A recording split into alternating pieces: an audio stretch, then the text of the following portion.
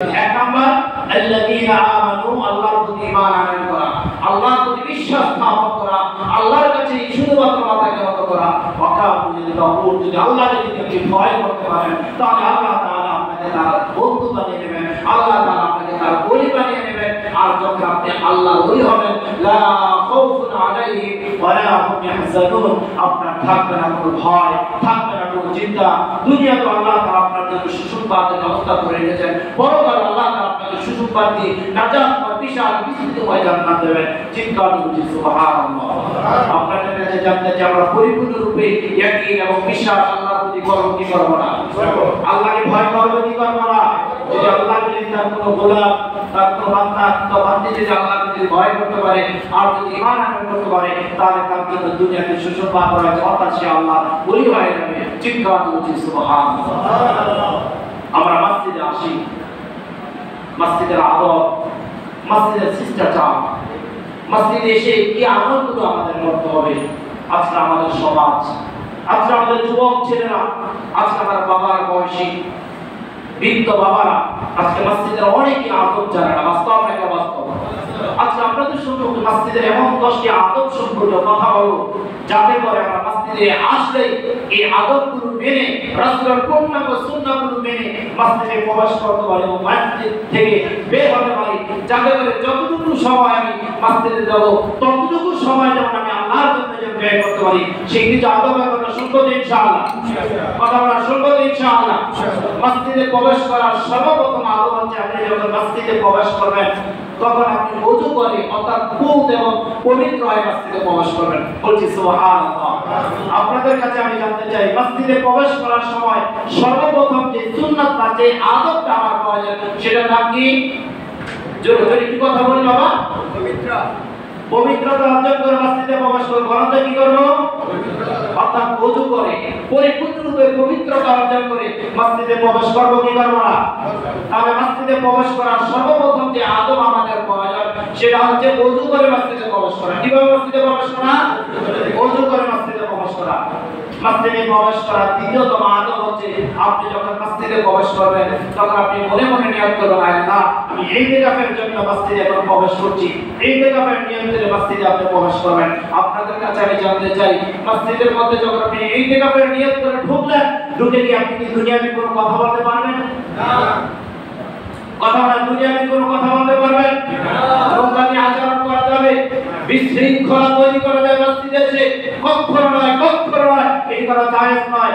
কুল্লু হারাম, আপনার জন্য গুনাহগার হবেন, আপনি গুনাহমুখী হবেন। মসজিদে যখন আপনি প্রবেশ করবেন তখন আপনার জন্য সুন্নাত তৈরি হচ্ছে, আপনার জন্য আদব হচ্ছে ইতিকাফের নিয়ত করে ঢোকা। কিভাবে কিভাবে?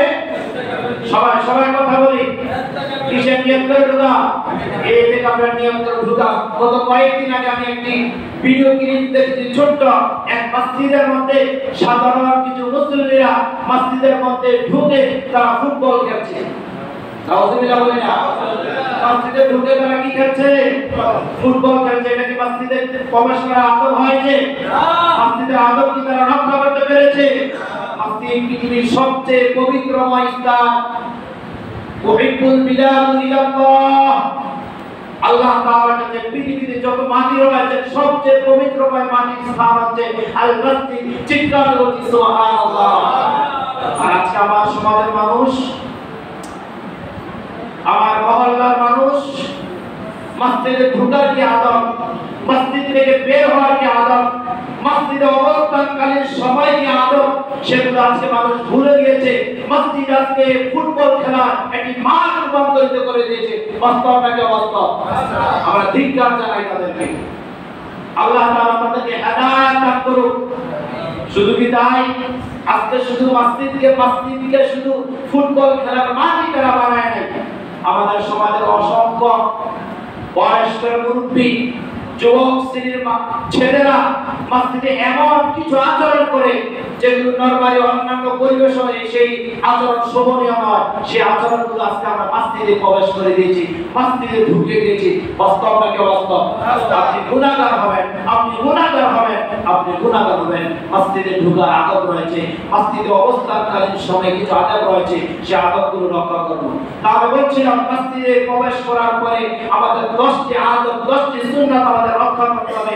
এর মধ্যে এক নম্বর হচ্ছে, প্রথম আপনি যখন মসজিদে ঢুকবেন কি অবস্থায় ঢুকতে হবে?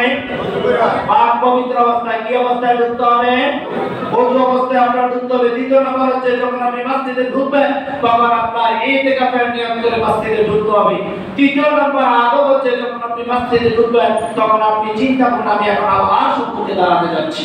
আপনাদের কাছে আমি জানতে চাই, আপনি এই যে মসজিদে এসেছেন এটা কি বিয়ের বাড়িতে এসেছেন? কথা বলেন, বিয়ের বাড়িতে এসেছেন? কোন নেতার কোন মঞ্চে বক্তব্য শোনার জন্য এসেছেন? কখনো নয়। আপনি সরাসরি আল্লাহ তাআলার সামনে দণ্ডায়মান হওয়ার জন্য এসেছেন। বাস্তব নাকি অবাস্তব? আমরা এখন কার সম্মুখে দাঁড়াবো কিছুক্ষণ পরে? কথা বলেন, কার সম্মুখে দাঁড়াবো? আল্লাহর সম্মুখে দাঁড়াবো। আপনি যখন নিয়ত করে মসজিদে আসবেন তখন আপনার জন্য উত্তম চিন্তা আছে, আপনি উত্তম পোশাক পরে মসজিদে আসবেন। কথা বলা তখন কি পোশাক পরে? আমাদের সমাজে অসংখ্য মানুষ রয়েছে যারা উত্তম পোশাকগুলো আয়রন করে রাখে শুধুমাত্র বিয়ে বাড়িতে পরার জন্য, শুধুমাত্র কোথাও ঘুরতে যাবে, ট্রাভেলস করবে তার জন্য, পিকনিকে যাবে তার জন্য কিছু উত্তম পোশাক তাদের আলমারিগুলোতে থাকে। বাস্তব নাকি অবাস্তব? মসজিদে আসে যে পোশাকগুলো নরমালি সচরাচর সব সময় পরা হয়, পরিধান করা হয়, সেই পোশাকগুলো পরে আমরা মসজিদে আল্লাহর সামনে এসে দণ্ডায়মান হই না। এর আদব হচ্ছে, সুন্নাত হচ্ছে, মসজিদে যখন আমরা নিয়ত করে আসবো তখন চেষ্টা করবো আমাদের সবচেয়ে উঁচু মানের, সবচেয়ে আমার কাছে রেসপেক্টেড, সবচেয়ে আমার কাছে মাধবের যে পোশাকটা, সেই পোশাকটা পরিধান করে আমরা মসজিদে আসবো। আসবেন ইনশাআল্লাহ। মসজিদে ঢোকার পর আপনার চতুর্থ নাম্বার আদব হচ্ছে, আপনি মসজিদে ডান পা দিয়ে প্রবেশ করবেন। কি দিয়ে? কি দিয়ে? নাকি বাম পা দিয়ে প্রবেশ করবেন? মসজিদে ঢুকছেন, আপনি দুইজনের সাথে কথা বলছেন, আপনার এই মধ্যে নজর থাকে ডান পা দিচ্ছি নাকি বাম পা দিচ্ছি? কথা বলে না। বন্ধুর কাঁধে হাত দিতে দিতে আপনি মসজিদে প্রবেশ করছেন, কথা বলতে বলতে মসজিদে প্রবেশ করছেন, দুনিয়াবি ঝগড়া ফাসাদ করতে করতে আপনি মসজিদে প্রবেশ করছেন, তখন কি আপনার সেই কে আপনাকে ডান পা নাকি বাম পা সামনে গেল? আমি বোঝাতে পারি না, রাগ করবেন না, কাউকে ইঙ্গিত করে আঘাত দেওয়ার জন্য কথা বলছি না। বাস্তব নাকি অবাস্তব? যখন আপনি মসজিদে ঢুকবেন আপনার নিয়ত, ইখলাস, শতভাগ সহি থাকবে আমি এই মুহূর্তে মসজিদে ঢুকছি, আল্লাহর সম্মুখে আমি দণ্ডায়মান হব। মসজিদে ঢোকার জন্য অন্যতম আদব হচ্ছে ডান পা দিয়ে প্রবেশ করা। সুবহানাল্লাহ। কোন পা দিয়ে? ডান পা দিয়ে প্রবেশ করা। আমরা আউযু বিল্লাহিল আযীম ওয়া বিওয়াজহিল কারীম ওয়া সুলতানিল কাদীম মিনাশ শাইতানির রাজীম। চিৎকার করছি সুবহানাল্লাহ। ডান পা দিয়ে প্রবেশ করার কিভাবে?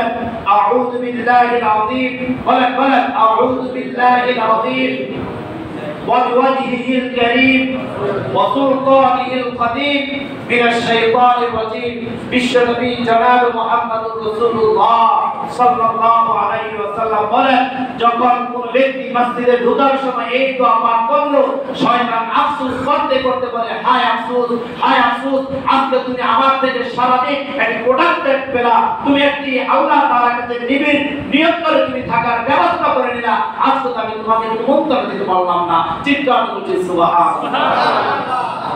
তারপর মসজিদে ঢোকার জন্য পঞ্চম নাম্বার আদব হচ্ছে, আপনি যখন মসজিদে ঢুকবেন তখন আপনি মসজিদে ঢোকার দোয়া পাঠ করবেন। বিসমিল্লাহ ওয়াস সালাতু ওয়াস সালামু আলা রাসূলিল্লাহ আল্লাহুম্মা ইফতাহলি আবওয়াব রাহমাতিক আল্লাহু আকবার। পঞ্চম নাম্বার মসজিদে ঢোকার আদব কি? মসজিদে ঢোকার সময় কি পাঠ করতে হবে? দোয়া পাঠ করতে হবে। প্রতি মসজিদের ফটোতেই দেখা যায় আল্লাহুম্মা ইফতাহলি আবওয়াব রাহমাতিক, আয় আল্লাহ তুমি রহমতের বারিদান আমার উপর বর্ষণ করো, রহমতের সকল দ্বারগুলো আমার জন্য খুলে দাও। চিৎকার করছি সুবহানাল্লাহ। আর মসজিদে ঢোকার সময় কি দোয়া পাঠ করে ঢুকবো? বলেন আল্লাহুম্মা ইফতাহলি আবওয়াব রাহমাতিক। বাবা একটু কি বলো তো, দুরু করে একটু আওয়াজ করেন না বাবা। এমন কণ্ঠ আপনারা আমার সামনে শোনান, আমার মাঝে মধ্যে মনে হয়, আমি প্রায় তোমাদের বলি, যেমন গোটা এক সপ্তাহ আপনি আইসিইউর মধ্যে ছিলেন।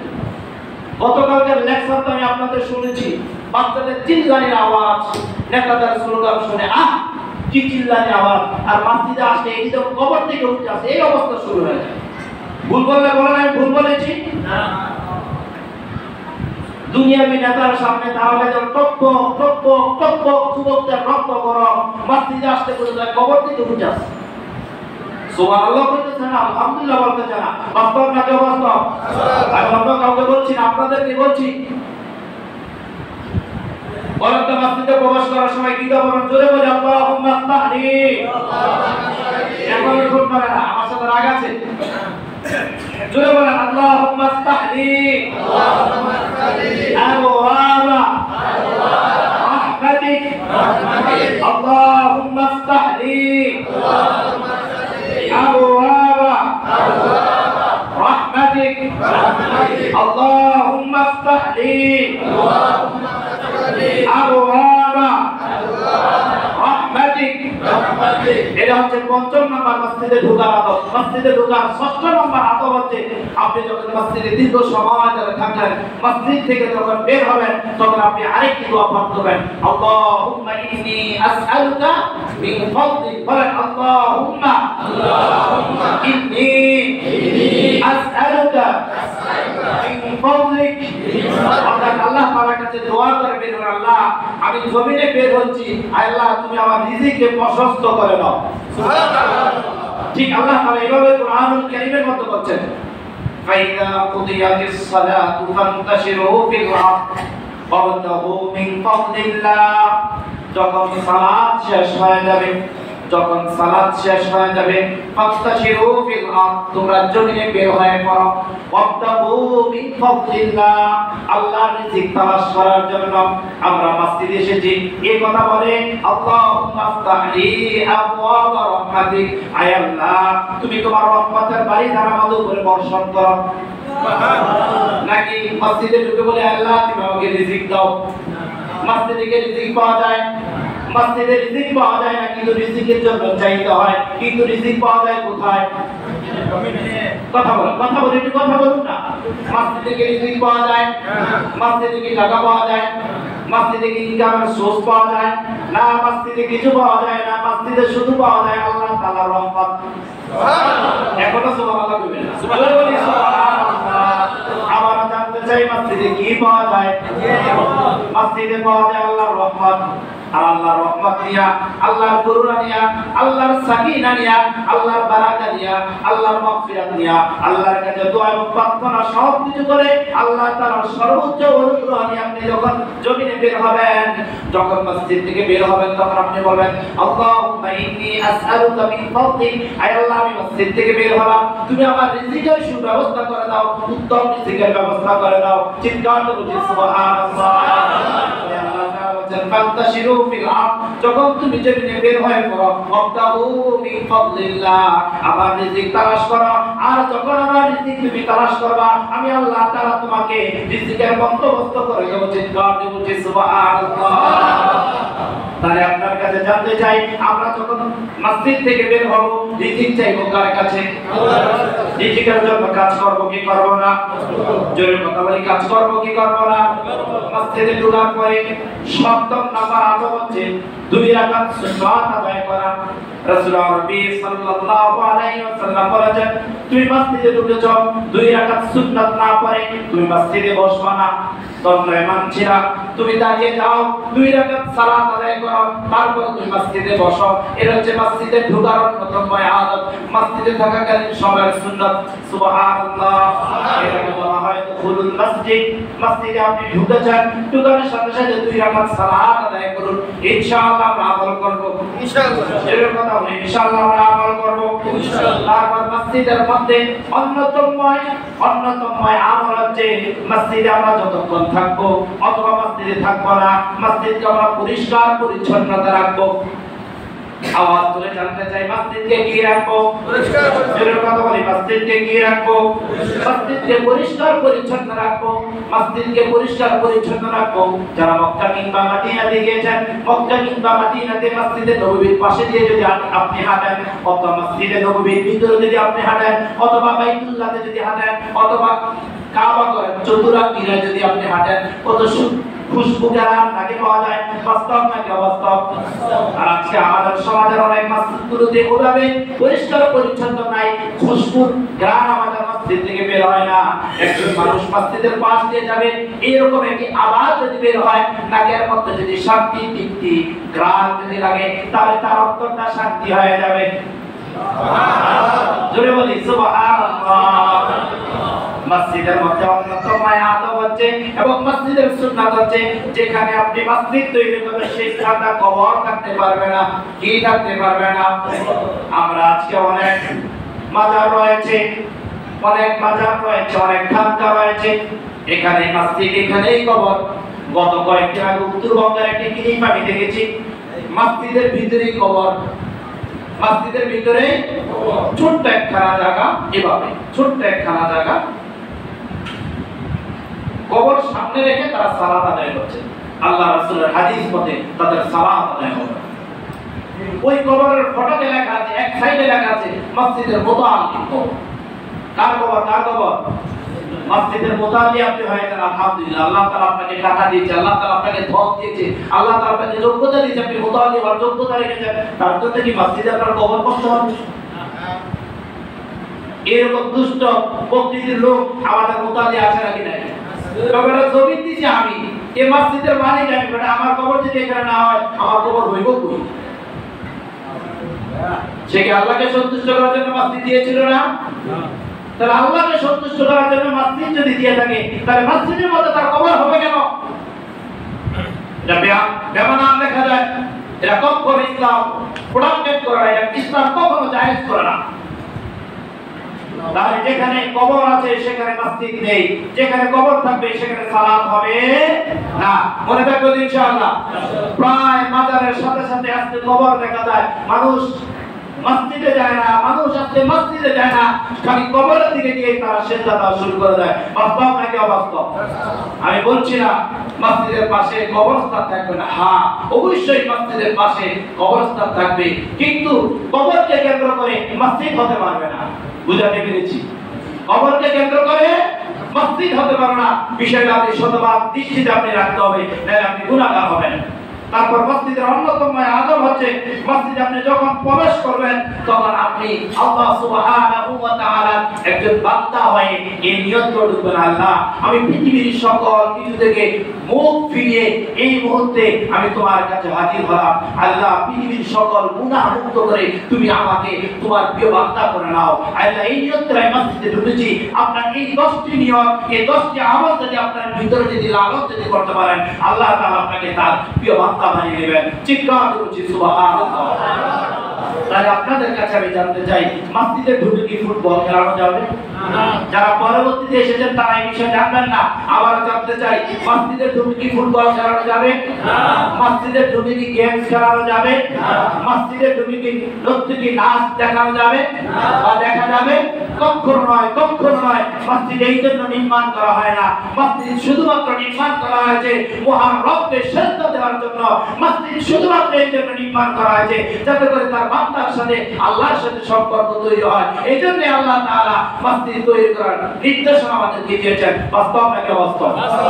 ক্ষমতা আছে বলেই মসজিদে সব কাজ করা যাবে না। শক্তি আছে বলেই মসজিদে যে রকম ক্ষমতা খাটানো যাবে না। ক্ষমতা আছে বলেই মসজিদে যে রকম চিন্তা চেতনার স্বাধীনতা আপনি তৈরি করতে পারবেন না। এটা ভাববেন এটা আপনার ঘর, এটা আপনার ঘর নয়, এটা হচ্ছে মহান আল্লাহ সুবহানাহু ওয়া তাআলার ঘর। চিৎকার করছি সুবহানাল্লাহ। তাকে আমার এই কথার সাথে আপনাদের একমত হতে পারেন না? একমত হতে পেরেছেন? আপনাদের কাছে আমি জানতে চাই, এই ঘর কি মসজিদের সেক্রেটারি সভাপতি তাদের না? নাকি তিনি মসজিদের জমিদাতা মুতাআল্লিম না? না, এই ঘর কারো নয়।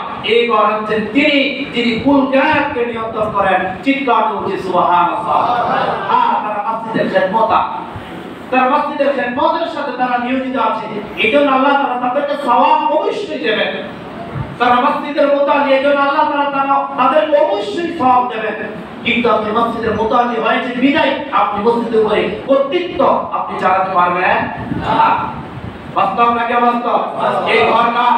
আল্লাহ। সিদ্ধান্ত বলছে এই ঘর কার? আল্লাহ। এই ঘরকে আপনি আদব দেখাতে হবে, এই ঘরের সাথে আপনি বেয়াদবি করতে পারবেন না। আল্লাহ তাআলা আমাদের সকলকে মসজিদের পরিপূর্ণ হক আদায় করে আমাদেরকে চলবার তৌফিক দান করুন। আল্লাহুম্মা আমিন। সম্মানিত পরিচয় টুকরা দিয়ে নেবেন। আপনাদের স্মরণ থাকার কথা, গত জুমার আলোচনার একবারে শেষ ভাগে এসে আমি বলেছিলাম, আপনি যদি আল্লাহর প্রিয় হতে চান, আপনি যদি আল্লাহ সুবহানাহু ওয়া তাআলার মাহবুব বান্দা কিংবা বান্দী যদি হতে চান, আপনি বেশি বেশি করে পড়ুন আস্তাগফিরুল্লাহ। এখন এই কথা বলছিলাম, মনে আছে কিনা? বলেন তো মনে আছে কিনা? কি বলছিলাম আপনাদেরকে? যদি আপনি যদি আল্লাহর প্রিয় হতে চান, আল্লাহর প্রিয় মাহবুব বান্দা কিংবা বান্দী যদি হতে চান, আপনাকে আল্লাহ তাআলার কাছে সব সময় সারাক্ষণ সর্বদাই পড়তে হবে আস্তাগফিরুল্লাহ, আস্তাগফিরুল্লাহ, আস্তাগফিরুল্লাহ। আপনি এই দোয়াগুলো যদি করেন, আপনি প্রার্থনা যদি করেন, আল্লাহ তাআলা আপনাকে দুনিয়ার সকল টেনশন, দুনিয়ার সকল চিন্তা, দুনিয়ার সকল হতাশা থেকে আল্লাহ তাআলা আপনাকে মুক্ত করবেন। আপনার কাছে আমি এই মুহূর্তে যদি জানতে চাই, এই মুহূর্তে যারা সচেতন জনগণ রয়েছেন, আমার পরিচয় টুকরা সচেতন উপস্থিতি রয়েছেন, আপনাদের কাছে আমি যদি এই মুহূর্তে জানতে চাই, ভাই আপনার কাছে আমি জানতে চাই, আপনাদের মধ্যে আমাদের মধ্যে আমি সহ কার টেনশন নাই জানতে চাই।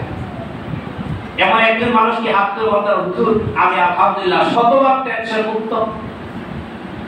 আমার জানা মতে আমি যতটুকু বুঝ আমার রয়েছে, হতাশা মুক্ত, টেনশন মুক্ত মানুষ আদৌ পৃথিবীতে নেই। বাস্তব নাকি অবাস্তব? একদিন গত 2 দিন আগে একটা ক্লিপ আমি দেখেছি। বর্তমান আমেরিকার যিনি প্রেসিডেন্ট জো বাইডেন, তার পূর্বে যিনি ছিলেন ডোনাল্ড ট্রাম্প, তার বর্তমানে প্রায় বয়স 86 বছর। তিনি গত কয়েকদিন আগে একটি সেমিনারে বলেছেন, আমি যদি আবারও আমেরিকার ক্ষমতায় আসতে পারি, তাহলে জো বাইডেনকে আমি প্রশাসনিকের আওতায় তার আমি বিচার কাজ করব। কি করবে? বর্তমান যিনি আমেরিকার প্রেসিডেন্ট, তাকে তিনি কি বলেছেন? তাকে আমি ক্ষমতার আওতাভুক্ত যদি হতে পারি, আমি যদি ক্ষমতার আসনে যদি বসতে পারি, ক্ষমতার চেয়ারে যদি আমি যদি বসতে পারি, তাহলে তাকে কি করব? বিচার করব, তাকে বিচারের আওতাভুক্ত করব। আপনার কাছে আমি জানতে চাই, জো বাইডেন এই কথা শোনার সাথে সাথে টেনশন হতাশা হয় কি হয় না? যে ডোনাল্ড ট্রাম্পের কথা বললাম, তিনি হতাশা মুক্ত নাকি হতাশা যুক্ত? হতাশা যুক্ত। তার হতাশা আছে। পৃথিবীতে আজও এমন কোন মানুষ আপনি খুঁজে পাবেন না যার টেনশন নাই। আপনাকে টেনশন মুক্ত করার জন্য শুধুমাত্র একটি আমল করতে হবে, সেটা হচ্ছে বারংবার পড়ুন আস্তাগফিরুল্লাহ। জোরে বলুন আস্তাগফিরুল্লাহ, আস্তাগফিরুল্লাহ, আস্তাগফিরুল্লাহ। আমি দীর্ঘ একটি সপ্তাহ যাবত আমি কালেকশন করেছি, বেশি বেশি করে কোনো মানুষ যদি আল্লাহ তাআলার দরবারে যদি আস্তাগফিরুল্লাহ পাঠ করে, আল্লাহ তাআলা তাকে কি ফায়দা দেবেন, আল্লাহ তাআলা তাকে কি নিয়ামত দেবেন, আল্লাহ তাআলা তাকে কি পুরস্কার দেবেন। দীর্ঘ একটি সপ্তাহ গবেষণা করার পরে আমি 17টি পুরস্কারের কথা জানতে পেরেছি। কতটি? 17টি পুরস্কারের কথা জানতে পেরেছি। আল্লাহ তাআলার কাছে যদি কেউ যদি বারংবার যদি আস্তাগফিরুল্লাহ বলে, আল্লাহ তাআলা তাকে 17টি পুরস্কারে পুরস্কৃত করবেন। সুবহানাল্লাহ। আবার বলতে চাই, আল্লাহ তাআলার কোন বান্দা, আল্লাহ তাআলার কোন বান্দী যদি বারংবার বেশি বেশি করে অধিক হারে অতিরিক্ত অগণিত যদি বেশি বেশি করে যদি পড়ে আস্তাগফিরুল্লাহ, আস্তাগফিরুল্লাহ, আল্লাহ তাআলা তার বান্দা, আল্লাহ তাআলা তার বান্দীকে 17টি পুরস্কারে পুরস্কৃত করবেন। সুবহানাল্লাহ। আর আস্তে বলি সুবহানাল্লাহ। অন্তরকে প্রসারিত দান করে, অন্তরকে প্রশস্ত দান করে। আরেকবার উচ্চ আওয়াজে বলি সুবহানাল্লাহ। বেশি বেশি করে যদি কেউ আস্তাগফিরুল্লাহ পাঠ করে, আল্লাহ তাআলা তাকে প্রথম পুরস্কার দেবেন। আল্লাহ তাআলা কুরআনুল আযীমের মধ্যে বলেন, আল্লাহ তাআলা তার গুনাহ রাশি ক্ষমা করে দেবেন। সুবহানাল্লাহ। 17টি পুরস্কারের মধ্যে 1 নাম্বার পুরস্কার কি? কেউ যদি বেশি বেশি করে পড়ে আস্তাগফিরুল্লাহ, আস্তাগফিরুল্লাহ, আল্লাহ তাআলা তাকে গুনাহ মাফ করে দিয়ে মাসুম বানিয়ে দেবেন। সুবহানাল্লাহ। শুধু তাই নয়, আমি রেফারেন্স করবো না, হাতে সময় কম। আল্লাহ তাআলা বলেন, কেউ যদি গুনাহ করার পরে আস্তাগফিরুল্লাহ পড়ে দিয়ে আল্লাহ যদি ফিরে আসে, আল্লাহ তাআলা তার পিছনের গুনাহকে নেককার পূর্ণ করে দেবেন। সুবহানাল্লাহ। কেউ যদি বারংবার বেশি বেশি করে যদি পড়ে আস্তাগফিরুল্লাহ, দ্বিতীয় বার হচ্ছে আল্লাহ তাআলা তাকে পুরস্কার দেবেন। আল্লাহ তাআলা তাদের উপরে রহমতের বৃষ্টি দ্বারা আল্লাহ তাআলা তাদেরকে পূর্ণতা দান করবেন। সুবহানাল্লাহ। জমিনের ভিতরে আল্লাহ তাআলা রহমতের বৃষ্টি বর্ষণ করবেন। সুবহানাল্লাহ। আমি তো বলি আজকে গত 3 দিন যাবত গোটা বাংলাদেশ জুড়ে বিভিন্ন জেলার মধ্যে বৃষ্টি হচ্ছে। কেন বৃষ্টি হচ্ছে? ওলামায়ে কেরামদের চোখের পানি, সাধারণ মুসলিমদের চোখের পানি, সাধারণ মুসলিমদের বারবার আল্লাহ তাআলার কাছে আর্তনাদ, বারবার আল্লাহ তাআলার কাছে ফরিয়াদের কারণে আল্লাহ তাআলা বৃষ্টি বর্ষণের মাধ্যমে আমাদের অন্তরকে, আমাদের জমিনকে শীতল করেছেন। সুবহানাল্লাহ। বাস্তব নাকি অবাস্তব? বেশি বেশি করে কেউ যদি বলে আস্তাগফিরুল্লাহ, আল্লাহ তাআলা জমির মধ্যে বৃষ্টি বর্ষণ করে। চিৎকার করে সুবহানাল্লাহ। কেউ যদি আল্লাহ সুবহানাহু ওয়া তাআলার কাছে বেশি বেশি করে যদি বলে আস্তাগফিরুল্লাহ, আল্লাহ তাআলা তাকে উত্তম সন্তান অর্থাৎ নেক সন্তান দান করবেন। সুবহানাল্লাহ। পৃথিবীতে এমন কোনো বাবা আপনি খুঁজে পাবেন না, এমন কোনো মা আপনি খুঁজে পাবেন না যে বাবা কিংবা মা না চায় আমার সন্তানটা ভালো হোক। এটা কিন্তু সকল বাবারা চায় কি চায় না? আপনি যদি আল্লাহ তাআলার কাছে উত্তম সন্তান যদি চান, আপনি যদি আল্লাহ তাআলার কাছে প্রিয় বান্দা যদি হতে চান, আপনি বারংবার আস্তাগফিরুল্লাহ বলুন আস্তাগফিরুল্লাহ, আল্লাহ তাআলা আপনাকে উত্তম সন্তান দান করবে। চতুর্থ নম্বর, আল্লাহ তাআলা আপনাকে যে পুরস্কার দেন বারংবার যে আস্তাগফিরুল্লাহ বলে আল্লাহ তাআলা আপনাকে দ্বীনের উপরে অটল এবং অবিচল রাখবেন। আমরা কি দিনের উপরে থাকতে চাই কি চাই না?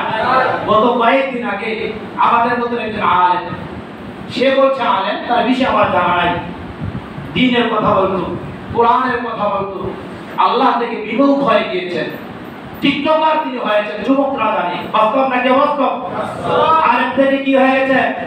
টিকটকার হয়েছে, নৃত্য গান করেন। তিনি বলছেন আমি চাই ফিল্ম অঙ্গনে কাজ করতে, অর্থাৎ ছবি করতে, আমি ডান্স করতে চাই। বলছি নাউযুবিল্লাহ। আল্লাহ তাআলা তাকে দ্বীন থেকে বিচ্যুত করে দিয়েছেন, দ্বীন থেকে সরে রেখেছেন আল্লাহ তাআলা, অর্থাৎ আল্লাহ তাআলা তাকে দ্বীনের উপর রাখেন।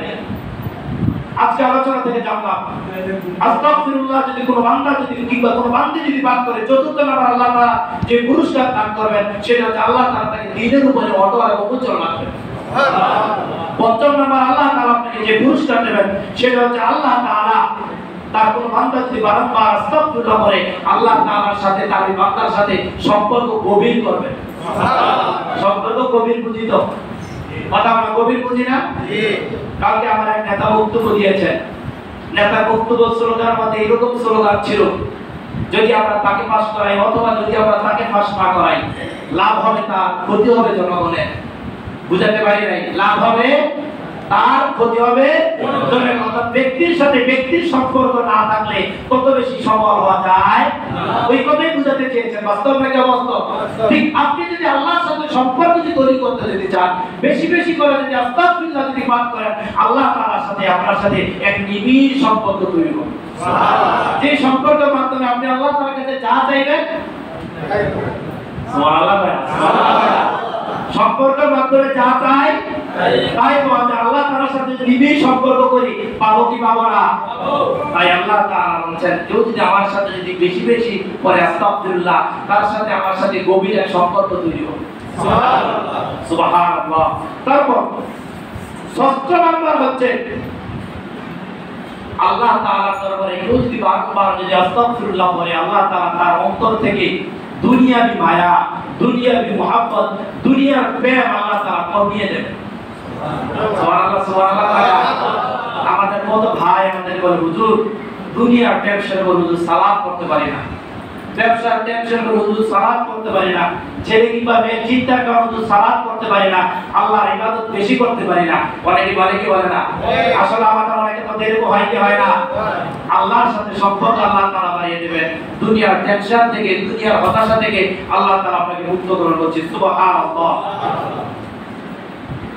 সপ্তম নম্বর হচ্ছে আল্লাহ সুবহানাহু ওয়া তাআলার কাছে কেউ যদি বারংবার আস্তাগফিরুল্লাহ করে, আল্লাহ তাআলা তাহলে জিন এবং মানুষের ওয়াসওয়াসা থেকে, জিন এবং মানুষের কুমন্ত্রণা থেকে আল্লাহ তাআলা তাকে রক্ষা করবেন। সুবহানাল্লাহ। অর্থাৎ মানুষ শত্রু আছে না? কথা বলেন, মানুষ শত্রু আছে না? জাদু নটনা, পান্টনা, লাভ বেশি করে কি করে না, এরকম করে না। বারবার যদি কেউ আস্তাগফিরুল্লাহ করে আল্লাহ তাআলা তাকে এগুলো থেকে মুক্তি প্রদান করবেন। চিৎকার করছি সুবহানাল্লাহ। অষ্টম নাম্বার, কেউ যদি বেশি বেশি করে যদি পরে আস্তাগফিরুল্লাহ, আল্লাহ তাআলা তার মধ্যে ঈমানের স্বাদ আল্লাহ তাআলা জাগ্রত করে দেন। সুবহানাল্লাহ। সালাত করবেন তৃপ্তি লাগবে, যাকাত দেবেন তৃপ্তি লাগবে, হজ করবেন তৃপ্তি লাগবে, আল্লাহর রাস্তায় 10 টাকা দান করবেন তৃপ্তি লাগবে। আর আপনি আস্তাগফিরুল্লাহ পাঠ করলেন না, আপনি সালাত করলেন স্বাদ পাইলেন না। আমাদের অনেক মুসলিম হুজুর নামাজে দাঁড়ায় অধিক দূরে যেয়ে থাকে, কোথায় থাকে আমি নিজেও জানি না। এরকম হয় কি হয় না? এরকম হয় কি হয় না? আপনি বারবার আস্তাগফিরুল্লাহ করুন, আল্লাহ তাআলা আপনার ঈমানের মধ্যে স্বাদ ঢুকিয়ে দেবেন। নবম নাম্বার হচ্ছে, কেউ যদি বেশি বেশি করে যদি বলে আস্তাগফিরুল্লাহ, আল্লাহর সাথে তার ভালোবাসা অর্জিত হবে, আল্লাহর সাথে তার নিবিড় এক ভালোবাসা তৈরি হবে। সুবহানাল্লাহ কেন? সুবহানাল্লাহ কেন? আল্লাহর সাথে তার কি তৈরি হবে? নিবিড় এক ভালোবাসা তৈরি হবে। দশম নাম্বার হচ্ছে, আল্লাহ সুবহানাহু ওয়া তাআলা কাছে কেউ যদি বেশি বেশি করে যদি বলে আস্তাগফিরুল্লাহ আস্তাগফিরুল্লাহ, আল্লাহর প্রতি তার অধিক বিশ্বাস তৈরি হবে।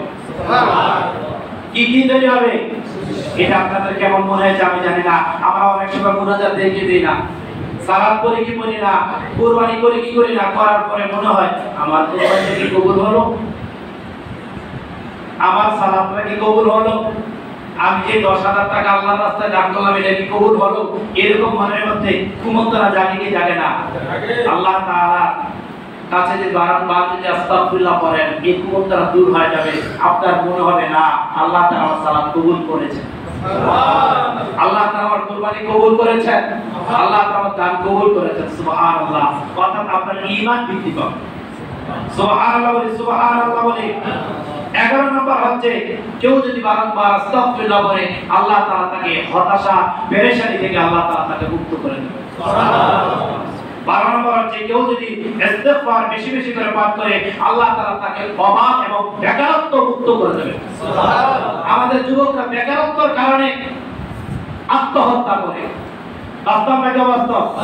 কত মানুষ কিস্তিতে লোনে টাকা আনার পরে দেশ ছেড়ে চলে যায়, আত্মহত্যা করে। এরকম নজির আমাদের সমাজে আছে নাকি নাই? কিন্তু সে আল্লাহর দরবারে চায় নাই, আল্লাহর কাছে ফরিয়াদ করে। যদি বেকারত্ব নিয়ে যে আল্লাহর কাছে চাইতো, আল্লাহ তাআলা তার বেকারত্ব দূরীভূত করে দিতেন।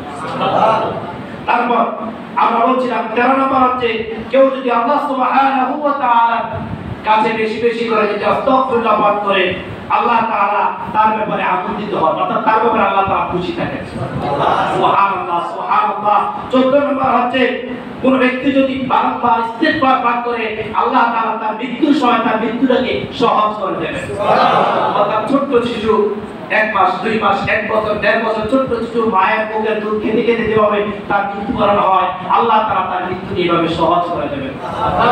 পঞ্চম 15 নম্বর হচ্ছে, আল্লাহ তাআলা কোন বান্দা যদি বেশি বেশি করে যদি ইস্তিগফার করে আল্লাহ তাআলা হাসরের ময়দানে মিজানের ময়দানে কঠিন বিপদ থেকে আল্লাহ তাআলা তাকে মুক্তি প্রদান করবেন। 16 নম্বর হচ্ছে, আল্লাহ তাআলা কোন বান্দা কিংবা কোন বান্দি যদি বেশি বেশি করে যদি আস্তাগফিরুল্লাহ পাঠ করে কিয়ামতের ময়দানে আল্লাহ তাআলা তার আমলনামা ডান হাতে দান করবেন। সুবহানাল্লাহ। একেবারে সর্বশেষ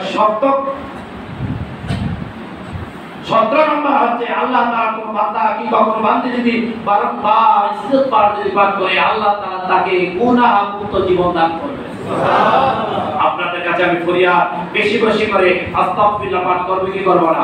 এই 17টি পুরস্কারে আল্লাহ তাআলা আপনাকে আমাকে পুরস্কৃত করুন, এটা চাই। এই দোয়া করে আল্লাহ তাআলার কাছে, আল্লাহ আপনি আমার গুনাহ মুক্ত করুন, আপনার ব্যাপারে আমার ঈমান আরো বৃদ্ধি করে দেন, আপনার ব্যাপারে আমার অন্তরকে আরো শীতল করে দেন। আল্লাহ বেশি বেশি করে পড়া তৌফিক দেন। আস্তাগফিরুল্লাহ আস্তাগফিরুল্লাহ আস্তাগফিরুল্লাহ।